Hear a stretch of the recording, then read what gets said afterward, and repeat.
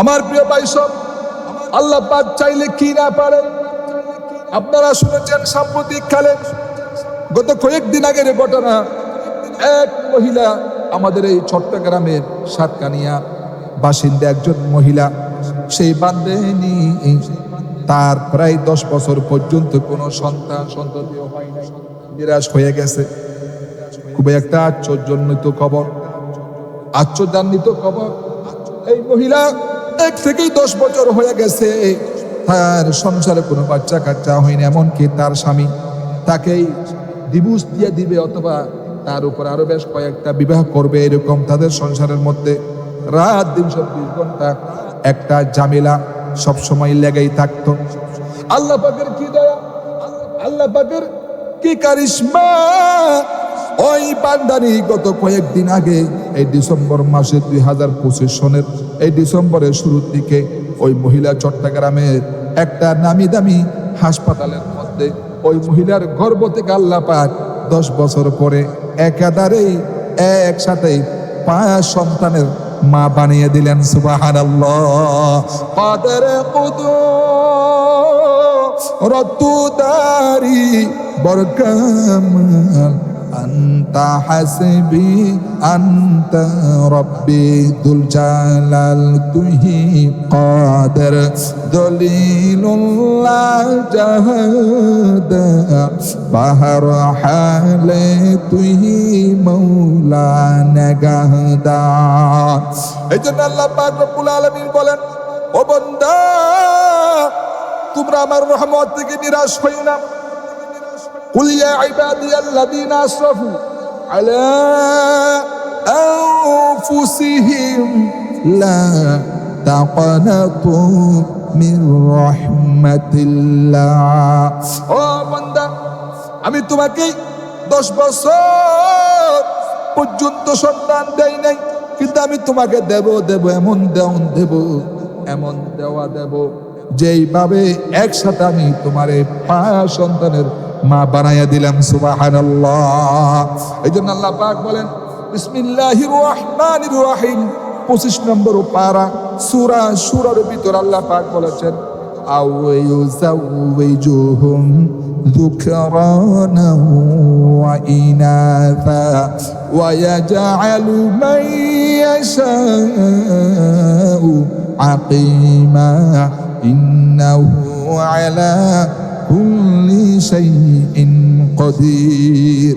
আল্লাহ পাক বলেন, বান্দা, আমি যার ইচ্ছা সন্তান দেই, যাকে ইচ্ছা মেয়ে দেই, যাকে ইচ্ছা ছেলেও দেই মেয়েও দেই, যাকে ইচ্ছা একসাথে 5 সন্তান দিয়ে তার জীবনটা ধন্য করে দেয়। আবার যার ইচ্ছা একটা সন্তানও দেই না, আমি তার জীবনটাকে মরুভূমি পাথর বানায়া দেই। সব কার ক্ষমতা?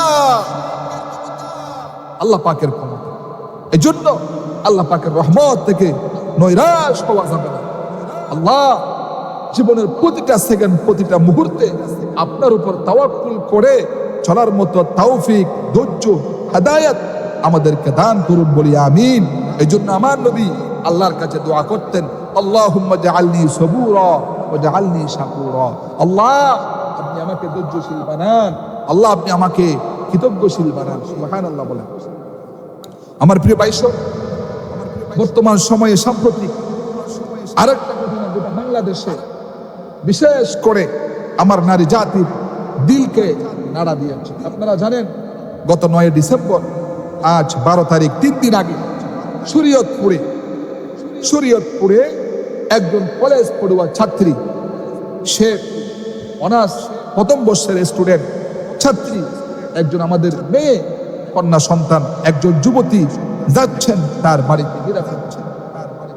যাওয়ার পথে কুখ্যাত কিছু যুবক, জাহান্নামী যুবক, যারা পথভ্রষ্ট, নষ্ট, ভ্রষ্ট, একসাথে 10 জন যুবক একসাথে মিলে আমাদের সেই মাকে, সে আমার কলিজার টুকরা মেয়েকে তারা দর্শন করে ওই মেয়েটাকে, তার জীবন যাবে অবস্থায় ওই মেয়েটার জীবনটাকে দুলিশাত করে দিয়েছে। নাউযুবিল্লাহি মিন যালিক।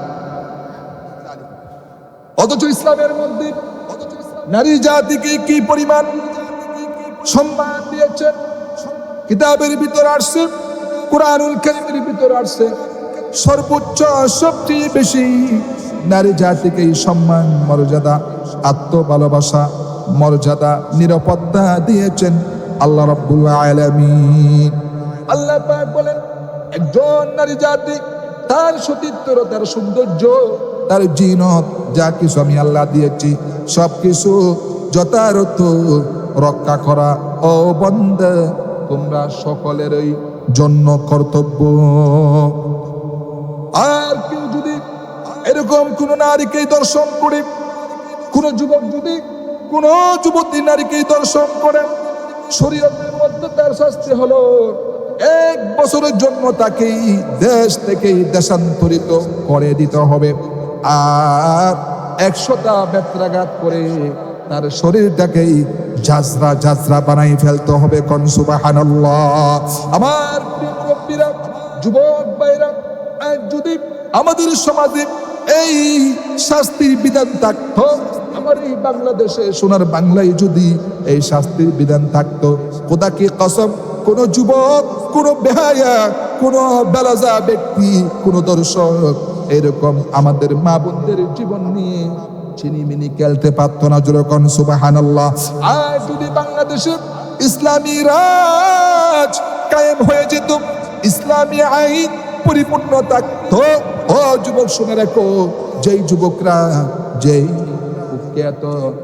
বিখ্যাত কুখ্যাত যুবকরা, সন্ত্রাসীরা সেই শরীয়তপুরের আমার ওই মেয়ের শরীরকে দর্শন করে আমার ওই মেয়ের, আমার ওই নারী জাতির ইজ্জতকেই বুলন্ডিত করেছে, নষ্ট করে দিয়েছে। ইসলামী শাসন থাকলে এই যুবকদেরকে, এই পথভ্রষ্ট ব্যক্তিদেরকে পাশের কাস্টে ঝুলাইয়া তাদেরকে বঙ্গোপসাগরে নিক্ষেপ করতো। ঠিক কিনা বলেন? চিল্লাই বন্ধ হবে, ঠিক কিনা? আল্লাহ আপনি আমার নারী জাতি, মা বোনদেরকে রহম করুন, দয়া করুন। প্রত্যেকটা মা বোনদের ইজ্জত আব্রু নিয়ে যেন তারা সুন্দরভাবে দিনের উপর অটল অবিচল থাকতে পারে, তৌফিক দান করুন, আমিন।